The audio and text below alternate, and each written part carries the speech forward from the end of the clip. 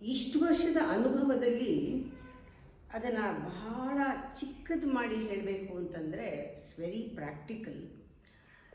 ಮಕ್ಕಳಿಗೆ ಒಂದು confusion start ಆದಾಗ ಸ್ಪಿರಿಚುಯಾಲಿಟಿನೇ ಇರಲ್ಲ, ಅವ್ರಿಗೆ ನಂಬಿಕೆನೂ ಇರಲ್ಲ, ದೊಡ್ಡವರು ಅವ್ರನ್ನ ಏನು ಸಪೋರ್ಟ್ ಮಾಡಿರಲ್ಲ.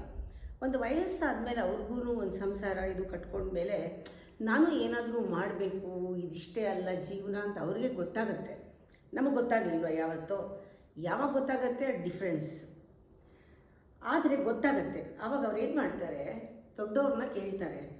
ಪೂಜೆ ಗೀಜೆ ಎಲ್ಲ ಮಾಡ್ಬೇಕಾದ್ರೆ ಎಲ್ಲ ಹೋಗ್ತಾರೆ, ದೇವಸ್ಥಾನಕ್ಕೆ ಹೋಗ್ತಾರೆ, ಎಲ್ಲರೂ ಮಾಡಿದ್ದೆಲ್ಲ ಮಾಡೋಕ್ಕೆ ಶುರು ಮಾಡ್ತಾರೆ. ಈಗಿನ ಮಕ್ಕಳಿಗೆ IQ ಜಾಸ್ತಿ ಇರೋದ್ರಿಂದ they want to know more deeper. ನಮಗಿಂತ ಅವ್ರಿಗೆ ಆಚರಣೆಗಿಂತ ತಿಳ್ಕೊಳ್ಳೋದು ಆ ನಾಲೆಡ್ಜು ಬೇಕಿರುತ್ತೆ. ಆವಾಗ ನಾವು ಒಂದು ದೇವ್ರ ಪೂಜೆ ಮಾಡಬೇಕು ಅಂದ ತಕ್ಷಣ ಅವರು ಖುಷಿ ಪಡ್ತೀವಿ. ದೊಡ್ಡವರು ಅವ್ರಿಗೊಂದು ದೇವ್ರ ಪೂಜೆ ಪುಸ್ತಕ ಕಳಿಸ್ತೀವಿ. ಅದರಲ್ಲಿ ಏನಿದೆ, ಗಂಟೆನಾದ ಮಾಡು, ಅಲ್ಲಿಂದ ಪ್ರಾರಂಭ, ಈ ಜಪ ಮಾಡು, ಹೀಗೆ ಮಾಡು, ಇದಾದಮೇಲೆ ಮೂಗು ಮುಟ್ಕೋ, ಹೀಗೆ ಉಸಿರಾಡು ಇದೆ, ಎಲ್ಲ ಕರೆಕ್ಟಾಗೇ ಇದೆ. ಆದರೆ ಆಚರಣೆ ಬರೀ ಡೂಯಿಂಗ್ ಇರೋದ್ರಿಂದ ಅವರು ಮಾಡ್ತಾರೆ, ಅದನ್ನು ಫಾಲೋ ಮಾಡ್ತಾರೆ, ಅವ್ರಿಗೆ ಏನೂ ಆಗಲ್ಲ ಅದರಿಂದ. ಆವಾಗ ಅವ್ರು ಏನಂತಾರೆ, ಯಾಕೆ ಮಾಡಬೇಕು ಅಂತ ಕೇಳ್ತಾರೆ. ಅದು ಅದು ತುಂಬಾ ಉಚಿತವಾಗಿದೆ, ಕೇಳೋದು ಕೇಳಬೇಕು. ಯಾಕೆ ಮಾಡಬೇಕು ಅಂತ ಹೇಳ್ತಾರೆ. ಯಾಕೆ ಮಾಡಬೇಕು ಅಂದಾಗ ಕೆಲವರು ಕೇಳಲ್ಲ, ಯಾಕೆಂದರೆ ಮಾಡ್ಕೊಂಡು ಹೋಗ್ತಾರೆ, ಎಲ್ಲರೂ ಮಾಡ್ತಾರೆ ನಾವು ಮಾಡೋಣ ಅಂತ.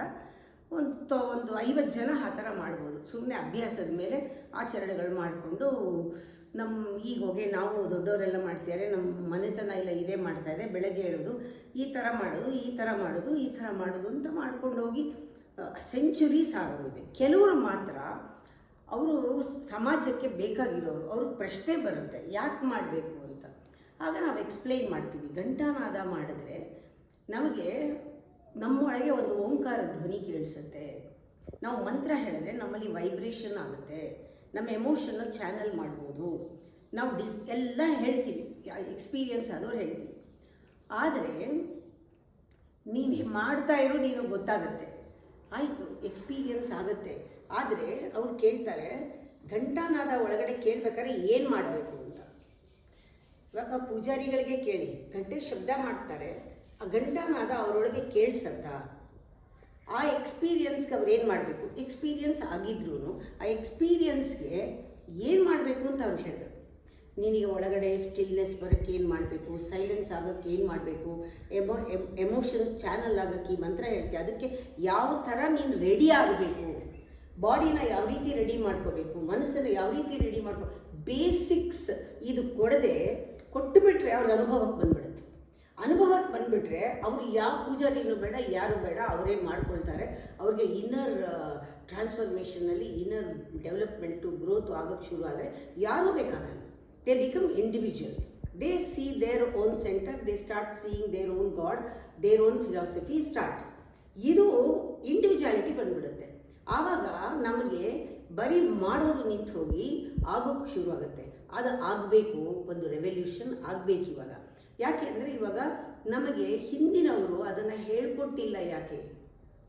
ಅನುಭವಕ್ಕೆ ಬಂದವರು ಮಾಡ್ಕೊಂಡು ಹೋದರು, ಅನುಭವಕ್ಕೆ ಬರದೇ ಇರೋರು ಹೇಳ್ಕೊಡೋಕ್ಕಾಗಲ್ಲ. ಅದನ್ನು ನೀವಿಷ್ಟು ಮಾಡಿರಿ, ಯಾವತ್ತೋ ನಿಮ್ಗೆ ಅನುಭವಕ್ಕೆ ಬರಲ್ಲ.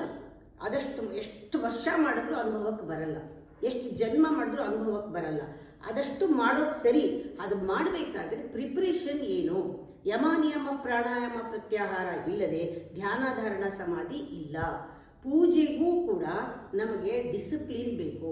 That discipline is responsibility, acceptance, following the rules, certain minimum rules in life, in day to day life, with relationship, with anything.